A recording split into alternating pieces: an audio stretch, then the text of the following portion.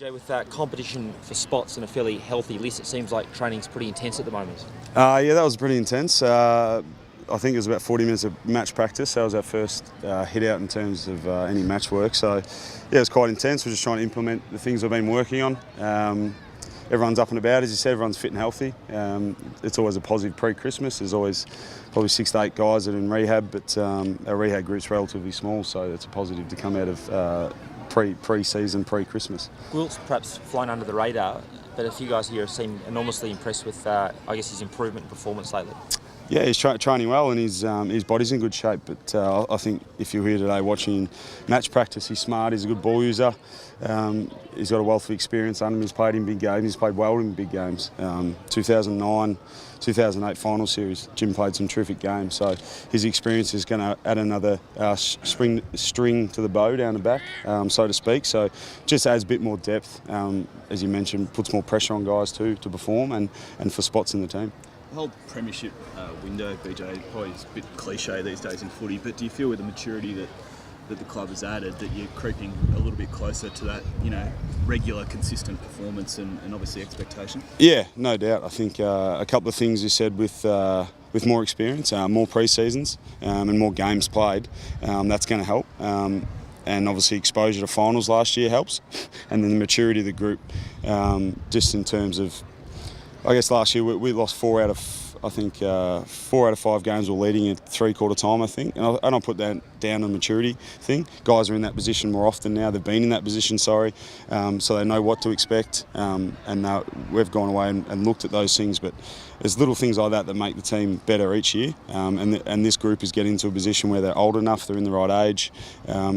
What history suggests they're in the right age and games played. So in the next few years, you'd expect the team to be performing well. And the other thing you said about consistency, about playing 4 quarters and then being able to do that week in, week out, which what the best teams do.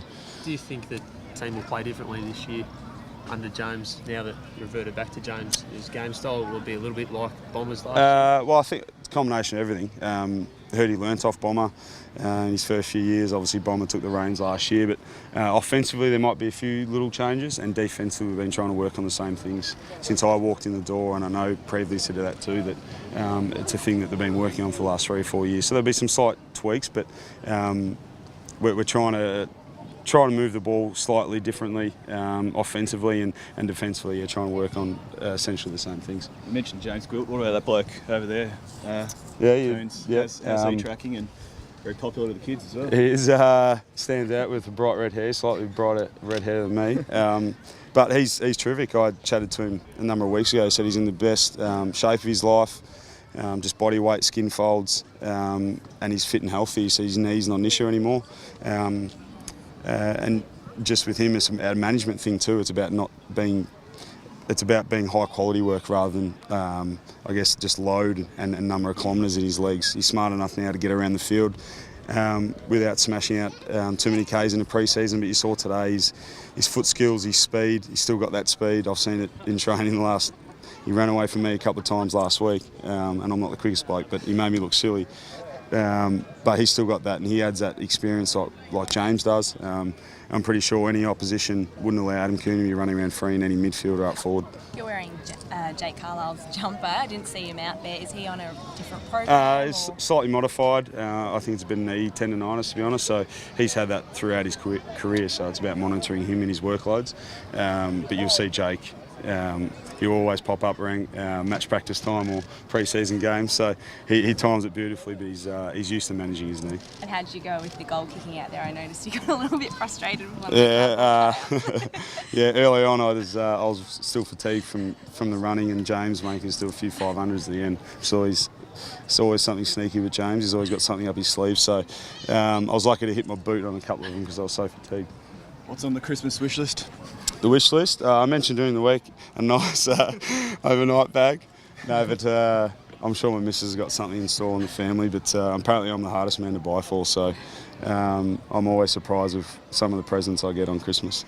Is it disappointing, I guess, for players that you're entering another season or pre-season with the whole Asada scandal still not completely resolved? It's not completely, but I think everyone now is seeing light at the end of the tunnel, and as much as what's going on now, we don't talk about it. It's seriously not talked about at all. We'll let the courts make the decision, and and hopefully for everyone, not just us. I think it's beyond us now. It's the whole footy public.